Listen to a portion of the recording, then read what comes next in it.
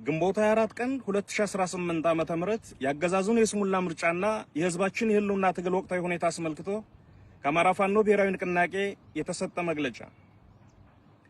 በኢትዮጵያ ፖለቲካ ታሪክ ውስጥ የጎላ ድርሻ ያለው የአማራ ህዝብ በየዘመናቱ የተነሱን ውጫዊ ጠላቶች በመፋለምና ድል በማድረግ የኢትዮጵያን ብዝሃነት እንዳላከበረና እንዳላነበረ ሀገርን ከነልዩ ልዩ ጌጦቿ እንዳላቆመ ሁሉ የውጭ ጠላት ከውስጥ ወደረኞች ጋር በመቀናጀት በከፈተበት የግማሽ ምዕት ዓመት በላይ ስነ ልቦናና የአካል ጦርነት ህልውናው አደጋ ላይ መውደቁ ይታወቃል። በተለይም ካለፉት 3 ዓመታት ወዲህ ይፋዊ የዘር ማጥፋት ጦርነት በአብይ አህመድና ቡድኑ ታውጆበት ጠላቱን በመመከት አስደናቂ ታሪክ በመጻፍ ላይ ነው። በመንግስትነት ስም ስልጣን የተቆናጠጠው የቀውስና የእልቂት አገዛዝ በህዝብ ድጋፍ ያገኘውን ቅቡልነት በክደት አሽቀንጥሮ ከጣለ በኋላ በምርጫ ስም ስልጣኑን ለማራዘም ሲንደፋደፍ መቆየቱም እንዲሁ ይታወቃል።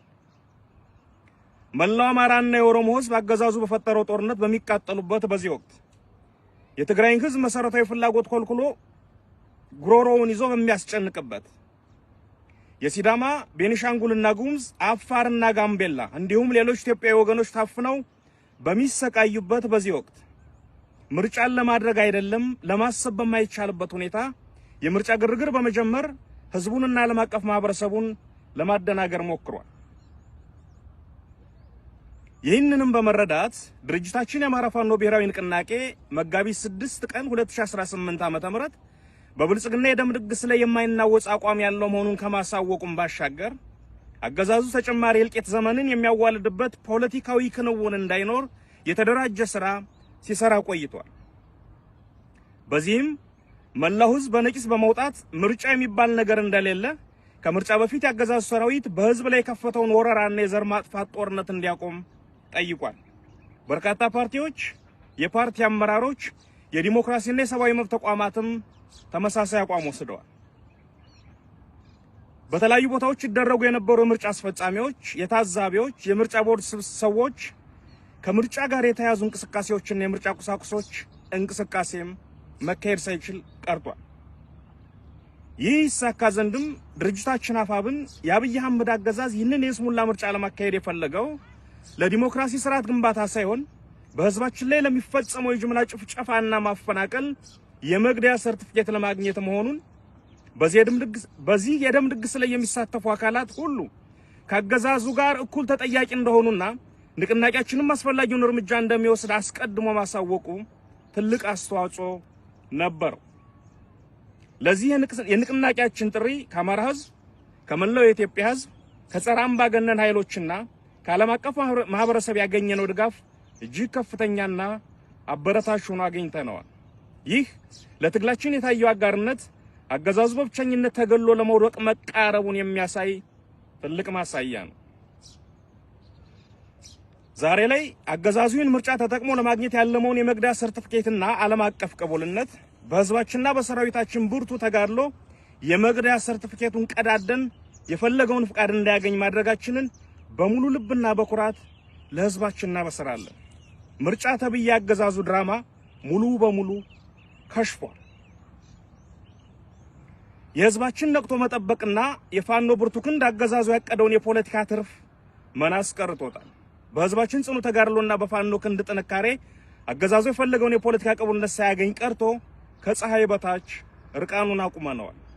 አብይ አህመድ ይህንን ምርጫ ተጠቅሞ ባለም ፊት ተመርጫለሁ የሚል የሐሰት ካባ ለመልበስ የነበረው ተስፋ በኗል። ይህ ድል የትግላችንን የበላይነት ያረጋገጠ ሆኖት ሆኗል።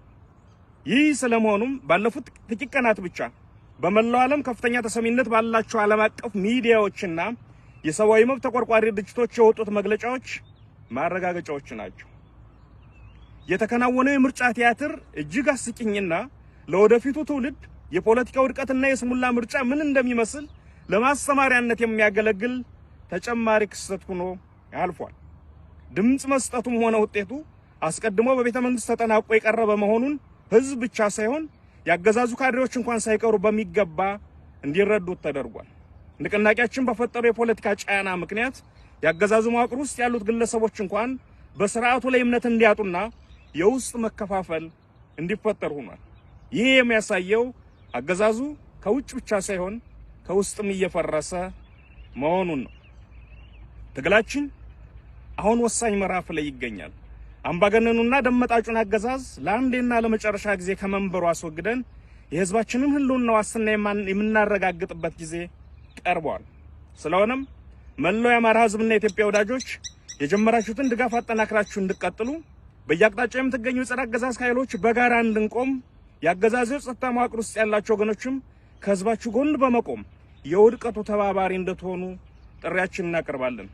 በመጨረሻም ከግንቦት 21 ቀን 2018 ዓ.ም ጀምሮ ተፈጻሚ የተደረገው የተሽከርካሪ እንቅስቃሴ ገደብና የጥንቃቄ መመሪያ በመጠናቀቁ ከነገ ግንቦት 25 ቀን 2018 ዓ.ም ጀምሮ መደበኛ እንቅስቃሴዎች እንዲቀጥሉ የተፈቀደ መሆኑን እናሳውቃለን።